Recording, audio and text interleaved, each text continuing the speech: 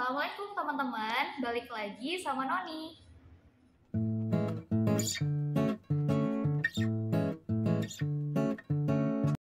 Hai teman-teman, apa kabar? Semoga hari ini tetap sehat dan semangat ya menjalani hari-hari kita semua.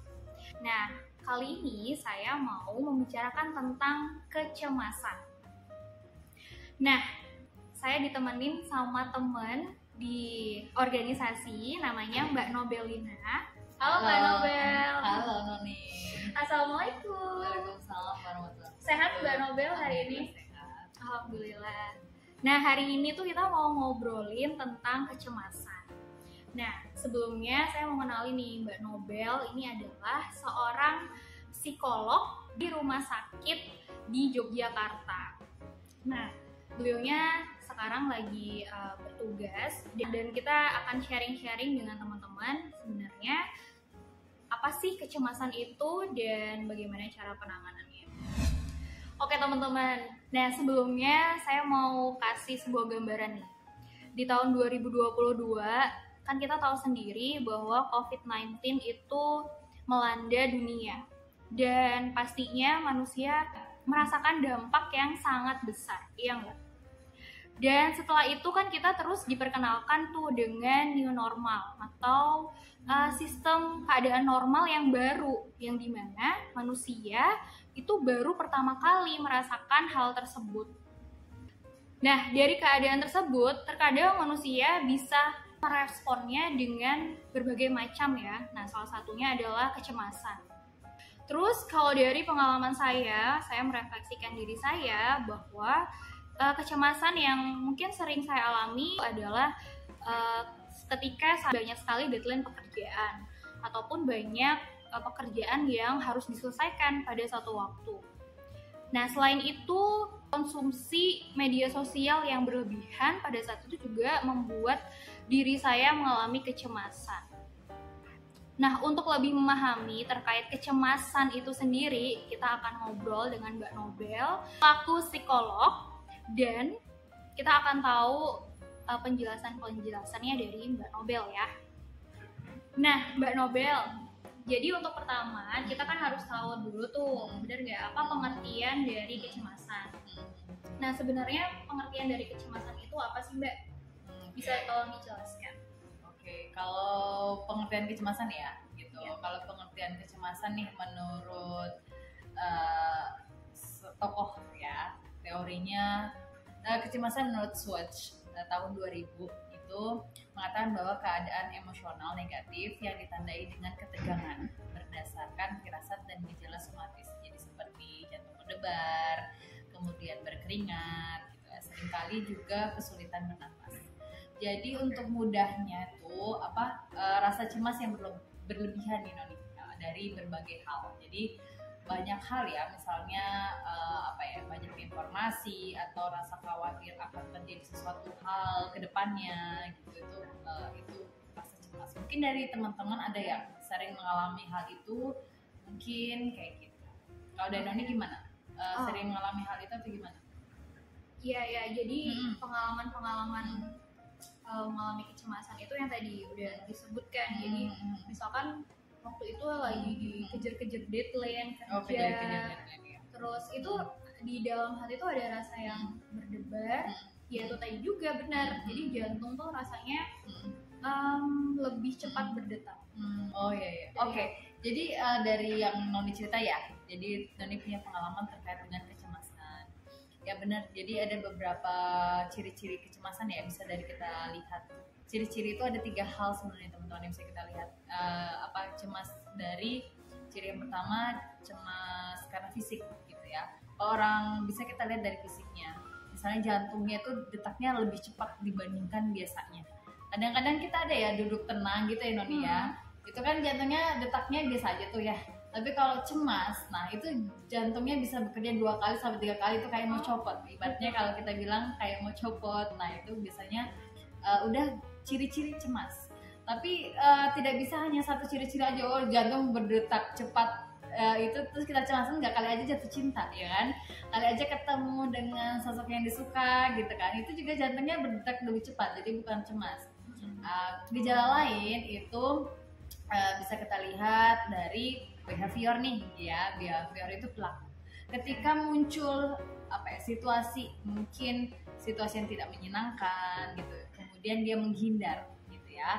Kalau tadi Noni itu kayak deadline Noni. Nah, ketika ada deadline dia menghindar, bentuknya nggak dikerjain gitu misalnya ya. Itu juga cemas. Atau ketika datang deadline dia jadi keringat dingin. Nah, padahal kan itu cuma deadline ibaratnya, tapi kenapa jadi dia dengar deadline aja dia sudah berkeringat dingin nih gitu ya. Nah, itu tadi ciri yang pertama adalah ciri itu bisa kita lihat dari fisik, yang kedua dari behavior, yang ketiga dari kognitif. Maksudnya kognitif apa? Dari pikiran ya. Jadi, waduh ini saya kena deadline lagi nih, gimana ya cara menyelesaikannya, saya nggak bisa, saya nggak mampu. Nah, pikiran-pikiran inilah ciri-ciri dari kita yang mengalami kecemasan gitu Noni. Oh begitu. Jadi sebenarnya ciri-ciri itu bisa dilihat secara fisik juga ya, Mbak ya, Mbak Nobel. Juga yang pertama sebenarnya yang lebih utama adalah diri kita yang merasakannya, benar nggak? Jadi teman-teman yang tadi udah mendengarkan ciri-ciri kecemasan itu, berarti bisa jadi nih teman-teman yang merasakan hal demikian itu bisa disebut masuk ke tahap fase yang sedang cemas, betul kan Mbak? Untuk kecemasan sendiri sebenarnya ada yang ringan, sedang, atau yang butuh penanganan profesional nih. Iya, jadi bukan terus kita cemas terus harus konsul psikolog gitu ya. Kalau hanya sekedar deadline kayak gitu. Jadi sebenarnya cemas itu hal yang wajar. Jadi kagak apa-apa gitu ya, santai saja gitu. Kalau misalnya ada deadline, kita rasa khawatir, cemas, ada perasaan tidak mampu, nggak apa-apa. Ya, artinya itu wajar. Oh ya, sedang ada deadline, terus kita rasa cemas. Jadi jelas triggernya, sumber cemasnya. Nah, ya kan. Nah, itu yang masih ringan, artinya teman-teman bisa mengelolanya nih. Ya, jadi kita bisa mengelolanya. Hanya saja ada cemas yang kemudian tidak bisa kita kelola. Jadi ketika ada deadline itu tapi tidak dikerjakan ya, kemudian rasa cemas itu semakin menjadi-jadi, mempengaruhi fungsi kita sehari-hari Noni. Jadi misalnya gara-gara cemas itu kita jadi susah tidur, kita jadi malas makan atau kelebihan makan, susah tidur atau malah tidur terus gitu ya, hobinya rebahan mulu ya sejak ada deadline misalnya kayak gitu. Atau kita jadi sakit perut lah, yang biasanya seharusnya kita sehat-sehat aja itu sakit perut kayak gitu. Itu juga tanda-tanda gitu ya. Nah, kalau ini masih bisa kita kelola, artinya kita tahu ini sumber yang membuat kita cemas itu adalah deadline. Kemudian kita kerjakan deadline-nya. Oke, berarti teman-teman masih di taraf rasa cemas yang wajar. Hanya saja kalau kemudian deadline itu tidak kita kerjakan dan berlarut-larut sampai minimal 6 bulan gitu, berkepanjangan yang kita rasakan, dan itu sangat mengganggu aktivitas sehari-hari. Misalnya sederhananya makan, tidur, atau bahkan ada yang saking deadline-nya itu menghindari orang-orang kayak gitu. Nah, ini yang perlu penanganan profesional gitu. Oke, wah menarik banget. Berarti berbagai macam dampaknya itu ternyata sangat besar sebenarnya di kehidupan kita.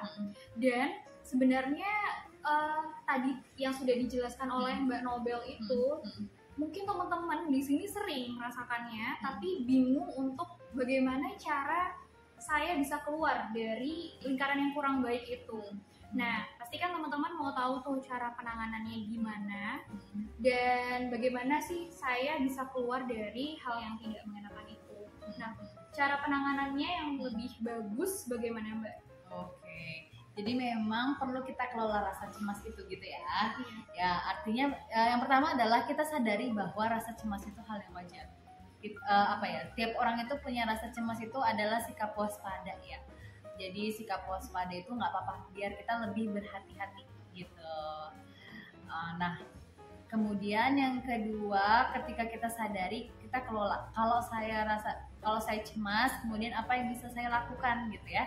Sederhananya kita sadari bahwa kita masih di sini, artinya fokus dengan here and now, fokus untuk saat ini. Kita tarik nafas, hembuskan perlahan. Kita tenangkan diri. Kuncinya di situ adalah menenangkan diri. Dengan kita menenangkan diri, pikiran akan lebih jernih gitu ya.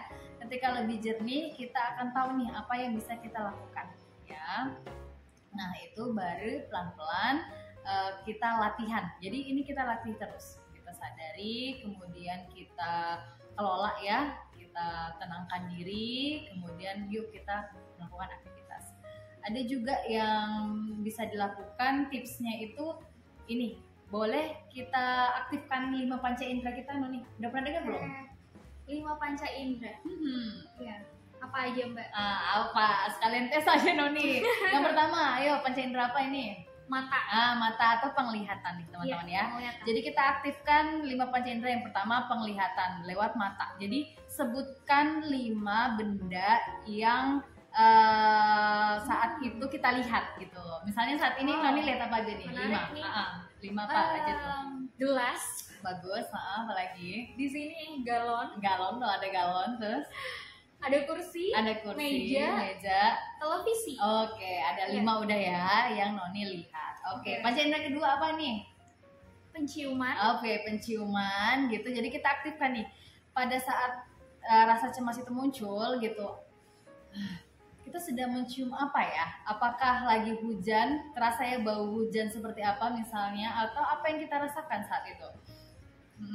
Apa yang dicium gitu, dicium. Apa yang kita cium saat terasa cemas itu gitu. Kalau saat ini Noni apa nih yang tercium gitu, bau-bau apa gitu ya? Yang tercium di sini masih parfum. Ya? Parfum ruangan ya kali ya. Oke, boleh. Oke, itu tadi indera yang kedua. Yang ketiga apa nih Noni? Pendengaran. Oke, pendengaran ya. Jadi kita aktifkan pendengaran kita. Boleh kita sambil dengar, kita fokus dengan apa yang kita dengar saat ini. Kira-kira kalau Noni sekarang lagi dengar apa nih? Suara rintik hujan. Suara rintik hujan ya, kerasa ya teman-teman terdengar suara rintik hujan ya. Itu biar kita lebih fokus. 3. Yang keempat apa nih yuk? Yang keempat indera perasa. Indera perasa. Pengecap ya, pengecap dulu ya, pengecap. Ya kita rasakan dulu apa yang terasa ya. Ada kadang-kadang ada pahit atau apa gitu. Kalau Noni saat ini bawang putih. Bawang putih ya, karena soalnya habis makan. Karena habis.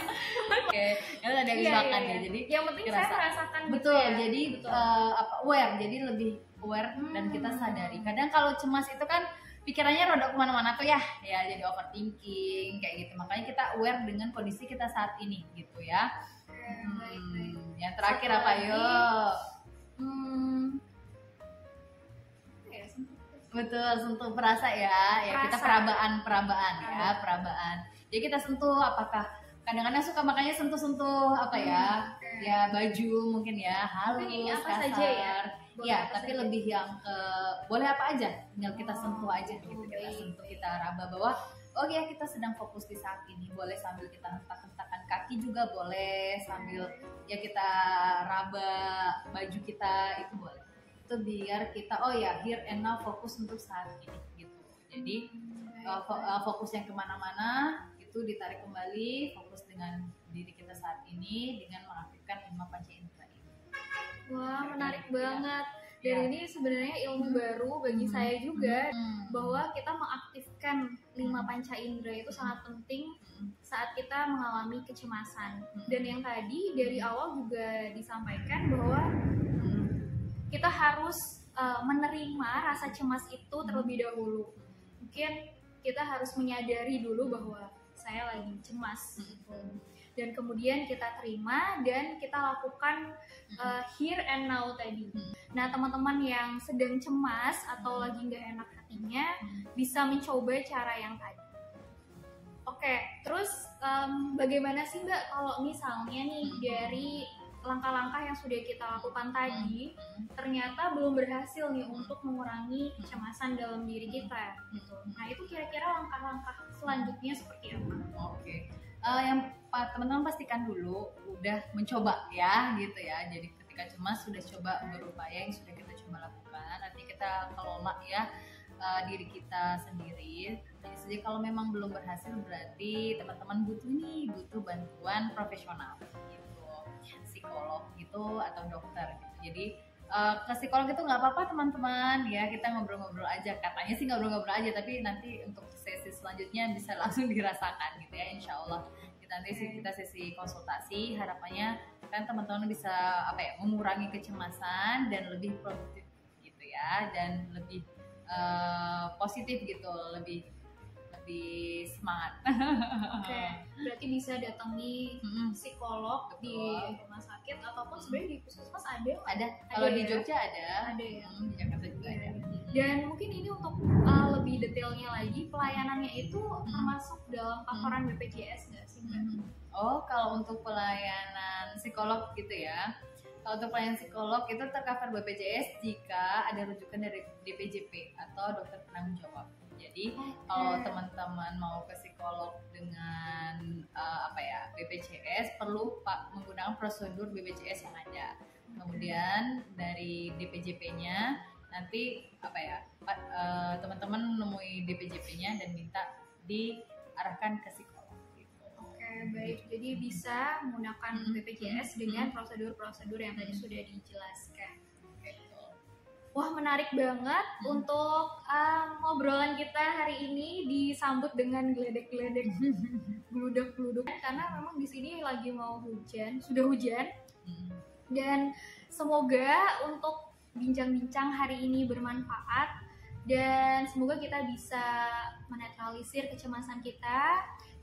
Mungkin salah satunya dengan mengingat Tuhan juga. Bagi yang beragama bisa dengan mengingat Tuhan, berzikir, dan sebagainya. Oke teman-teman, kalau misalkan dari obrolan kita hari ini teman-teman masih punya pertanyaan terkait kecemasan yang tadi kita sudah obrolin, teman-teman bisa tulis pertanyaan di kolom komentar, dan teman-teman juga boleh komentar terkait bincang-bincang kita hari ini. Nah, nanti akan dijawab sesuai kemampuan ya. Dan terima kasih Mbak Nobel untuk bincang-bincang hari ini. Terima kasih buat waktunya. Dan kita mau pulang, tapi di luar hujan. Dan kita kayaknya mau ngopi deh. Terima kasih bagi yang sudah nonton, teman-teman. Keep studying. Dan wassalamualaikum warahmatullahi wabarakatuh. Dadah.